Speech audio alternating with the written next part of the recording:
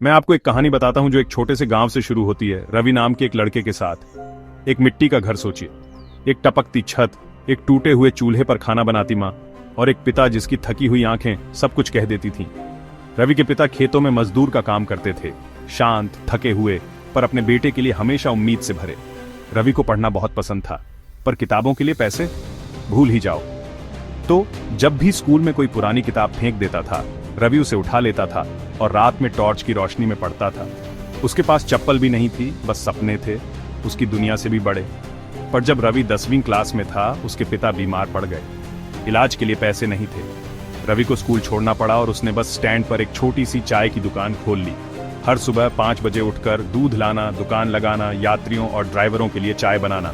फिर भी जब भी उसे 1 मिनट मिलता, वह एक पुरानी किताब खोलता और उसके पन्नों में खो जाता। एक दिन शहर से एक सज्जन चाय के लिए रुके। उन्होंने देखा कि रवि चाय परोसते हुए एक इंग्लिश किताब पढ़ रहा था।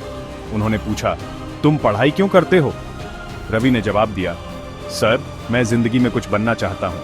मैं टाई पहनना चाहता हूँ, एक ऑफिस में काम करना चाहता हूँ और अपनी माँ को फिर कभी रोते नहीं देखना चाहता। उस आदमी ने मुस्कुराते हुए कहा, तुम में आग है, मैं तुम्हारी मदद करूंगा। उस पल ने सब कुछ बदल दिया।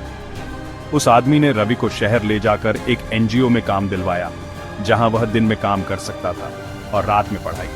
और लड़के ने वाकई बहुत मेहनत की। सालों बाद उसने एक सरकारी एग्जाम पास किया और एक सम्मानित ऑफिसर बन गया। आज रवि अपनी ऑफिस में गर्व से बैठा है, टाई वगैरह सब लगाए हुए।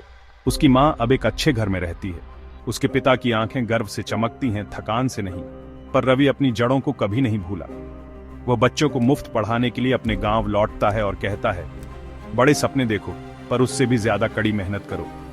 आपकी स्थिति चाहे जो भी हो, अगर आपकी नीयत सच्ची है तो आप अपनी मंजिल तक पहुंच ही जाओगे। अगर रवि की यात्रा ने आपको प्रेरित किया तो लाइक, शेयर और सब्सक्राइब करें। आपके सपने आपका इंतजार कर रहे हैं।